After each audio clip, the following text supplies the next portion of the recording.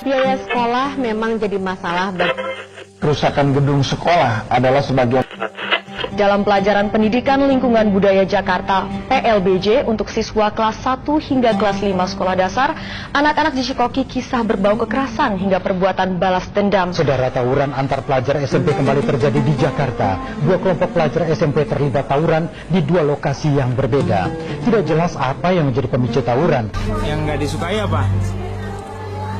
IPS, agama. Kenapa kamu nggak suka pelajaran agama? Gak pernah dinilai. Oh Gak gitu. pernah dinilai, Pak Gurunya gak pernah datang. Saya melihat bahwa anak-anak muda kita kosong. Akhirnya kemudian kalau kosong itu pasti akan diisi oleh apa saja. Nah, yang membuat mereka menjadi tidak berkualitas, padahal sebenarnya potensi orang berkualitas itu dimiliki oleh siapa saja. Di antaranya tadi bahwa mereka tidak punya pijakan keyakinan yang kuat tentang agamanya. Mereka jauh dari Qur'annya. Akhirnya mereka lebih senang dengan hal yang sia-sia. Ketika orang tua berlepas tangan, pendidikannya diserahkan kepada sekolah, sekolah merasa tugasnya sudah dilakukan sesuai silabus pula, kan gitu. Tetapi masyarakat kita kan yang kita lihat hasilnya. Produknya kelihatan kan dari generasi gitu. Degradasi moral yang paling utama, akhlak, kerjaannya tawuran aja. Pertama yang paling meresahkan itu adalah sistem pendidikan yang orientasinya akademis tanpa mempertimbangkan faktor perkembangan manusianya. Seolah-olah belajar itu hanya untuk mengejar nilai tinggi berarti pinter, padahal belum tentu. Penanaman akhlak itu yang saya rasa kurang ya. Jadi di penanaman nilai-nilai Islami ya. Secara umum arahnya memang ke sekularisasi pendidikan. Kita semua sebagai orang tua, beban apa atau bekal apa yang seharusnya menjadi bekal utama anak kita? Sebagai insinyur kah, sebagai dokter kah, atau sebagai orang beriman?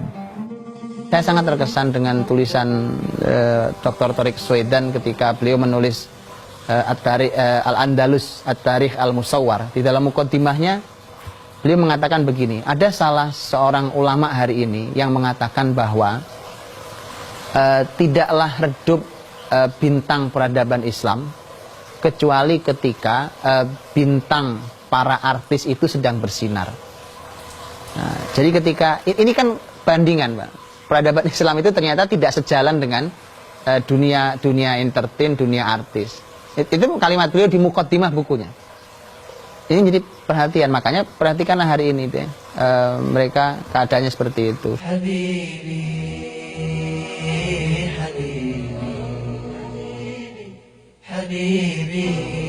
Zaman Nabi itu Nabi mengajarkan hal yang umum sebenarnya. Umum itu dalam arti gini, Nabi mengajarkan Quran kan, kemudian dipandu dengan hadis, kalimat-kalimat beliau, dicontohkan oleh beliau. Tapi uniknya begitu beliau wafat, dunia ini perlu ahli apa, Madinah punya, kurang lebih begitu. Umpamanya dunia ini perlu seorang negarawan, ada di Madinah banyak negarawan. Seorang penegak hukum, Madinah banyak penegak hukum yang luar biasa. Itu bagaimana gitu?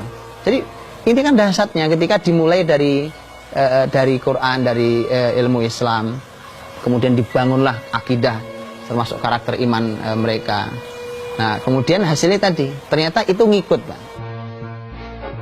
Ketika kita memikirkan tentang pendidikan, maka mudah saja, yuk kita gali pendidikan Islam zaman dulu itu seperti apa sistemnya, seperti apa kurikulumnya, seperti apa isinya dan seterusnya, seperti apa lulusannya. Nah, setelah itu tinggal kita ciplak saja hari ini. Nah, begitu kita ciplak hari ini gitu, maka insya Allah hasilnya akan setidaknya mirip dengan mereka. 1, 2, 3, 1.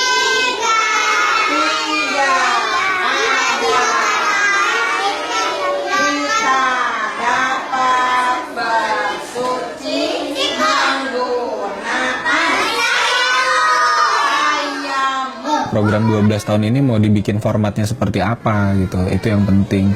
Bukan cuman udah, yang penting semua warga negara mendapatkan pendidikan 12 tahun. SD belajar PMP zaman dulu ya, sekarang PKN.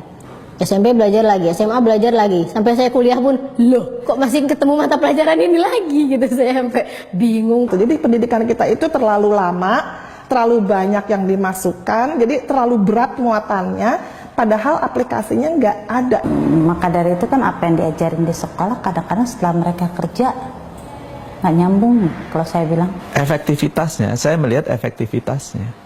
Mengapa sampai ada kasus-kasus pendidikan, kasus-kasus materi pendidikannya dipertentangkan? Karena memang begitu banyak yang tidak efisien. Salah satu ciri khas Islam, Islam itu tidak suka hal yang sia-sia. Ketika Islam tidak suka hal yang sia-sia, itu artinya Islam sangat efektif dalam hidup. Tidak mubadir. Umur kita itu hal yang mahal karena nggak berulang hari-hari kita. Untuk itulah ketika kita bicara tentang masalah usia, kemudian menghasilkan karya, itu benar-benar harus efektif. Sehingga salah satu ciri khas dari hasil pendidikan Islam, mereka sudah menjadi orang besar di usia sangat awal. Ibnu Sina menjadi dokter usia 16 tahun gitu. Ya, dia menjadi dokter terbaik di Khalifahan, sehingga menjadi dokter kekhalifahan usianya 17 tahun. Ibnu Khaldun itu belajar ilmu di negaranya hanya sampai umur 17 tahun. Setelah itu negerinya konflik, sehingga sudah berhenti dia belajar. Tapi ilmu yang dia pelajari hanya sampai usia 17 tahun, cukup mengangkat namanya untuk sampai hari ini disebut-sebut sebagai orang besar bahkan di dunia barat sekalipun. 18 tahun Usamah bin Zaid radhiyallahu anhu sahabat Nabi dari panglima. Nah, jadi kita melihat bahwa angka-angka itu memang dari akhirnya sangat jauh dari hasil pendidikan kita hari ini.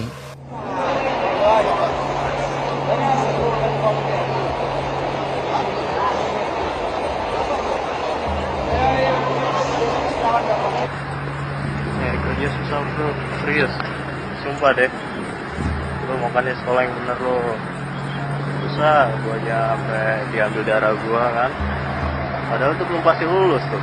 Dunia pendidikan hari ini saya merasakan mulai ada gejolak dari semua elemen ya. Yang paling real itu adalah sesuatu dipaksa belajar sesuatu yang tidak sebetulnya dia sukai. Dia sama sekali nggak minat, tapi dia dipaksa ada di kelas dan ikuti program beban belajar yang sehari itu, betul saya mengajar SMA, sepekan itu mereka dalam 1 tahun itu mereka ada 16 pelajaran. Yang saya lihat ya itu nggak ada orientasi yang ini, jadi kebanyakan teori, tapi nggak jelas ininya, hasilnya gitu nggak jelas.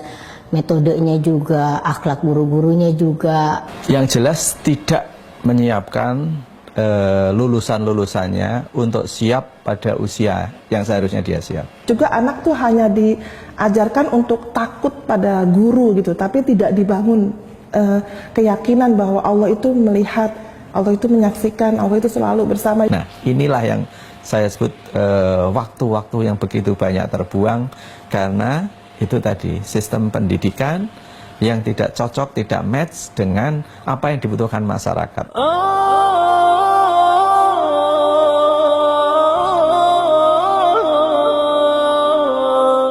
Sebenarnya saya merasakan ada step yang menarik gitu ketika ada orang yang sebagian fokus di dunia pendidikan dengan formal gitu, terus mulai ada yang mengkerucut lagi dengan informal, dengan homeschooling. Nah, tinggal memikirkan harusnya isi kurikulumnya ini juga dipikirkan gitu.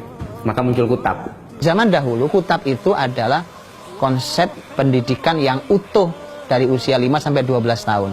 Orang besar dalam Islam itu pasti merupakan lulusan kutab. Proses awalnya adalah kutab. Dan kutab itu bisa berarti para penulis dalam bentuk jamak. Tapi kutab yang dimaksud dalam dunia pendidikan itu bukan bentuk jamak, bentuk mufrad. Jamaknya adalah katatib. Nah, ini yang perlu digali ulang, dimunculkan, karena konsepnya masih utuh. Dan subhanallah berapa banyak buku tentang al-katatib fil Islam. Kita ingin mengembalikan orisinal sampai namanya, gitu ya. Dan tentu kita berharap sekali dan mohon doanya mudah-mudahan bukan hanya namanya, gitu ya. Kita berharap betul bahwa kembali sampai konsepnya. Mudah-mudahan yang paling kita harapkan kembali sampai hasil didikannya. Nah, Kutab Al-Fatih itu muncul ketika ada orang zaman sekarang sudah mulai bisa mengefektifkan usia semakin dini, semakin muda tapi semakin berkualitas, maka perlu diisi dengan kurikulum yang Islam punya. Semakin kita gali, kita paham bahwa ternyata kurikulum yang kita perlukan sudah ditulis oleh para ulama, Masya Allah gitu. Jadi kita tinggal jiplak saja bahwa kita perlu memodifikasi, meneliti sesuai zaman. Harus, karena banyak masalah hari ini belum selesai. Ada hal-hal yang terus Allah buka di setiap zaman, ilmu itu harus. Tetapi ini sudah Masya Allah, kita punya bekal-bekal. Umpamanya gini, kurikulum olah fisik, itu pun ada kurikulumnya. Bayangkan kalau Imam Ibnu Qayyim rahimahullah itu sudah menuliskan buat kita kurikulum olahraga, kitab Al-Furusiyah, satu kitab sendiri, kan tinggal digali saja.